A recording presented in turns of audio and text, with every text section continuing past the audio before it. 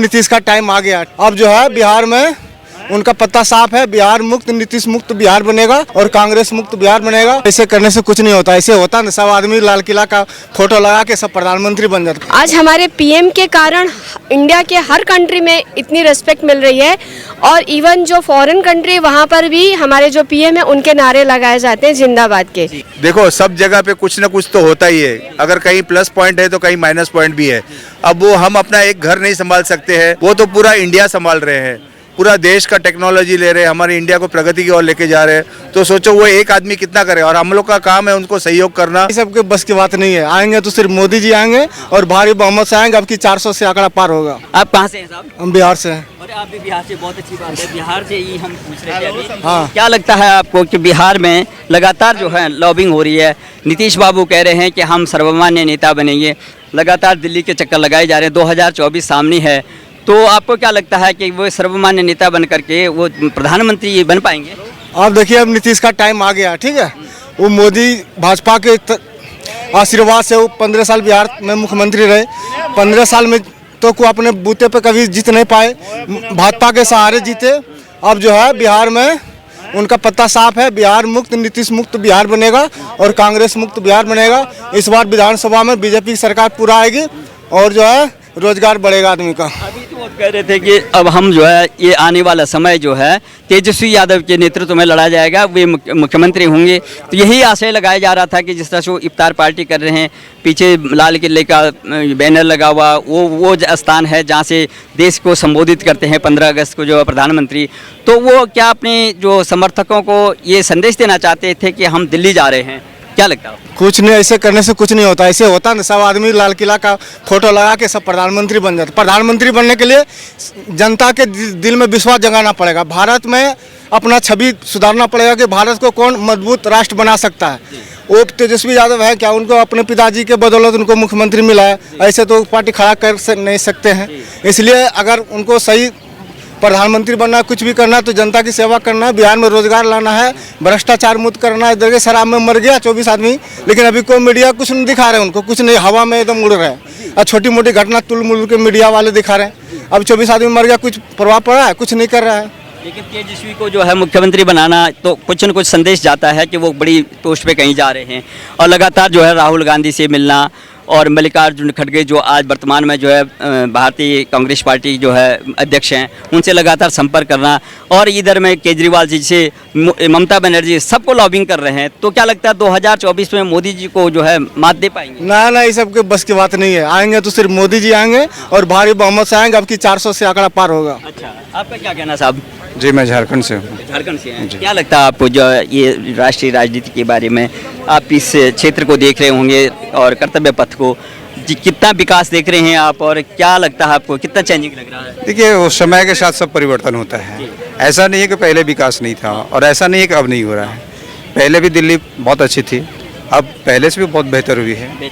तो जो भी सरकारें आती हैं उनके रीजन में कुछ न सभी काम करते हैं। ऐसा नहीं है कि जिनकी सरकारें चली गई हैं जो राज करके चले गए हैं उन्होंने काम नहीं किया। नहीं, हम ये नहीं कह रहे हैं, लेकिन वर्तमान में जैसे लगातार कहा जा रहा है कि ये देश बिक रहा है। अभी जो मोदी जी का जो है 10 साल पूरा होने वाला है, लेकिन लगातार कह रहे हैं कि देश बिक गया है, चौकीदार चोर है, पूरा का पूरा जो है संवैधानिक संस्थाओं को जो है अपने अंडर में ले लिया, तानाशाह बन गए हैं। यहाँ तो कह ही रहे हैं इंडिया में, लेकिन विदेश में जा कर के, माने कि यूरोप में जा कर के, कैम्ब्रिज विश्वविद्यालय में जहाँ कहीं भी मौका मिल रहा है, जिस मन से भी मौका मिला, दीक्षांत समारोह हो रहा है कैम्ब्रिज में, वहाँ से भी बोला जा रहा है हमारे प्रधानमंत्री को जो समझाओ। तो अपने देश की बातें को जो है विदेश में कहना, क्या ये चरित्र ठीक है? नहीं, जो भी बातें हैं घर की बातें हैं, चाहे वो प्रधानमंत्री जो भी है हमारे देश के प्रधानमंत्री हैं, और प्रधानमंत्री देश के प्रधानमंत्री होने के नाते किसी को भी ये हक नहीं बनता है कि उनका विदेश में जाकर के है। क्या कहना सर आपका इस मुद्दे पे, क्या कहना है? सर मैं यही चाहूँगा, जो हमारे प्रधानमंत्री हमारे आदरणीय हैं, उन्होंने हमारे देश को पहले से बहुत अच्छी तरह से संभाल कर रखा है। बाहर हम देखें जहाँ पे खाने पीने की चीज़ों की तकलीफ हो रही थी, सब चीज़ें हमारे आदरणीय प्रधानमंत्री ने हमें किसी बात की तकलीफ नहीं दी है। बाकी ये है कि महंगाई हो गई है, लेकिन उसमें भी उनका कसूर नहीं है। जब 2 साल जो कोविड था उसकी वजह से काफ़ी बिजनेस में आगे पीछे हो गया है, और उसकी वजह से जो भी प्रॉब्लम्स आ रहे हैं वो कोविड की वजह से आ रहे हैं। मैं उनसे यही गुजारिश करूँगा कि जिस तरह आपने इतने साल संभाला है हमारे देश को, आगे भी आप संभालते रहिए, यही हम आपसे रिक्वेस्ट करते हैं। आप कहाँ से आए हैं? आप दिल्ली दर्शन पे, दिल्ली भ्रमण के मैं लिए? उल्लासनगर से आया हूँ, बॉम्बे से, कल्याण महाराष्ट्र से। हाँ, और मैं उनका काफ़ी आदर करता हूँ, प्रधानमंत्री का, जिन्होंने हमारे देश के लिए आज बहुत कुछ किया है। बहुत सी चीज़ें, ऐसे मंदिर बनवाया है, काफ़ी कुछ टेक्नोलॉजी में बहुत सारी बढ़ोतरी की है। जब हम पहले टिकट वगैरह निकालते थे, कहीं भी जाते थे, तो हमें काफ़ी लाइन में खड़ा रहना पड़ता था। आज कोई भी चीज़ ऐसी नहीं है जो कंप्यूटर पे नहीं होती है। तो ये सब उनकी टेक्नोलॉजी है, जो उन्होंने इतनी मेहनत करके सारी टेक्नोलॉजी हासिल की और हमारे देश को प्रगति की ओर ले जा रहे हैं।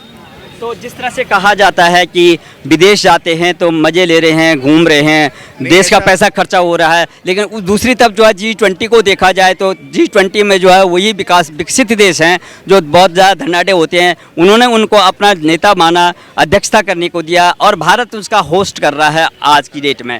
तो क्या लगती है हमारी विदेश नीति को किस तरह से देखते हैं आप? हमारी विदेश की जो नीति है वो सही है, और अगर प्रधानमंत्री बाहर का दौरा नहीं करेंगे तो ये सब चीज़ें किस तरह होगी। किसी भी फ़ोन कॉल पे अगर हम किसको बोलेंगे हमारे देश के लिए अगर ये करो, तो कोई भी नहीं करेगा। हर एक के पास जाके कुछ उनकी मदद करनी चाहिए, कुछ अपनी उनसे मदद लेनी चाहिए। इसी तरह देश मिलजुल कर रहे, चाहे वो कोई भी देश हो, आपस में मिलकर रहे, तो यही अच्छा है। वरना आज की तारीख में इंसानियत के लिए ये चीज़ हर देश के लिए बुरा है। अगर लड़ाई झगड़ा करते हैं, प्रेम से बड़ी कोई ताकत नहीं है। और हम तो चाहते हैं कि सारा देश आपस में मिलजुल कर रहे, प्रेम से रहे, चाहे वो कोई भी धर्म का हो।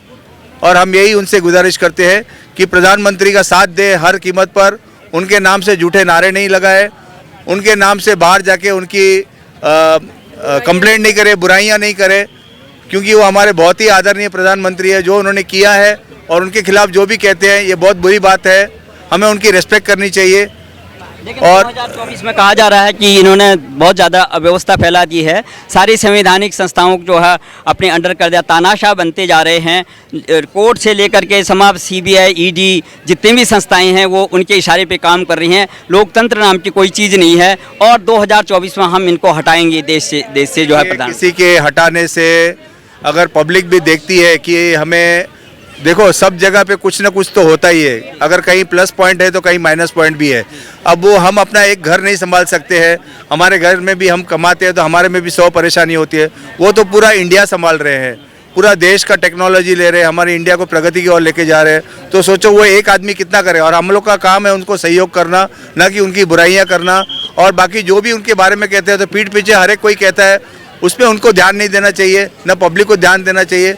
पब्लिक अपना जो है राय वो वोटिंग में दिखा देवे, और जो भी है उनको और भी आगे बढ़ने का मौका दीजिए, उनको सहयोग कीजिए ताकि हमारे देश को और आगे लेके जाए। अडानी अंबानी ने देश बेच दिया है, उनको फ़ायदा पहुंचा रहे हैं, अपना पैसा जो है उनको लगा रहे हैं।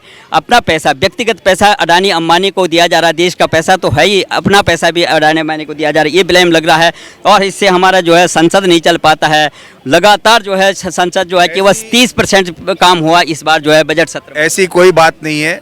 देखो अब आज बड़े बड़े इंडस्ट्रियलिस्ट है, वो है, जो भी व्यापारी है, सबके ऊपर कोई ना कोई इल्ज़ाम तो रहता है, लेकिन हर चीज़ होती है प्रूव करने की। और अगर किसी के कहने से कोई आदमी किसी को बुरा कहता है तो हम उसको बुरा समझे, ये गलत बात है। अगर उनको है तो सामने प्रूव करके बतावे उनको, क्योंकि देखो हमारे प्रधानमंत्री जी तो मेरे हिसाब से तो उनका कुछ है नहीं, उनको कोई लालच है नहीं उनका कुछ है। जो उनकी मदर थी उसके लिए भी उन्होंने 1 रुपया भी, जो भी उनकी तनख्वाह है उसी में से करते थे। यहाँ तक कि कोई भी प्रधानमंत्री अपने लिए बहुत सेवा वगैरह करता है, बहुत से अपने नॉर्मल तरीके से उन्होंने अपनी मदर का दाह संस्कार किया, उसमें भी कोई पैसे नहीं खर्च, नहीं अपने लिए कोई जेड सिक्योरिटी रखता है और ना ही कुछ ऐसी चीज़ें रखता है। आप महिला हैं, कितना काम हुआ महिलाओं के लिए देश में? महिलाओं के लिए तो काफ़ी काम हुआ है।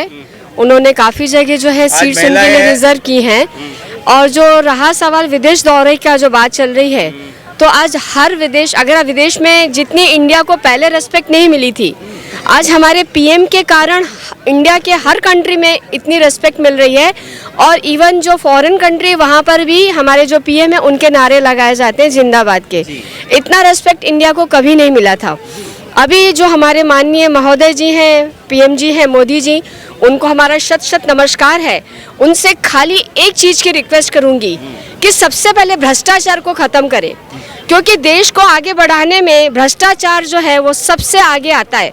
आज हर छोटी से छोटी डिपार्टमेंट में, चाहे पुलिस का हो चाहे ट्रैफिक का हो, हर छोटे से छोटे डिपार्टमेंट में जो है भ्रष्टाचार, करप्शन बहुत ज़्यादा है। और जो बाहर के कंट्री के लोग आते हैं अपनी कंट्री में, अभी मेरा बेटा भी कनाडा में है, वो वही बोलता है, ममा वहाँ पे अगर आपने कोई भी क्राइम किया तो वहाँ पे आपका कोई पोस्ट काम नहीं करता है। जो जैसा सबके लिए वैसा तुम्हारे लिए वहाँ पे कोई इन्फ्लुएंस काम नहीं करती है। तो वहाँ पे क्या होता है, जहाँ पे भ्रष्टाचार नहीं होगा वहाँ पे लोग क्राइम करने से पहले 10 टाइम सोचेंगे। और जहाँ पे भ्रष्टाचार है उनको मालूम है, अरे चलो ये इन्फ्लुएंस लगा के इतना खिला के चलो छूट जाएंगे। तो इसलिए मेरा माननीय महोदय जी से अनुरोध है हाथ जोड़ के कि वो सबसे पहले भ्रष्टाचार को कम करें हर फील्ड में,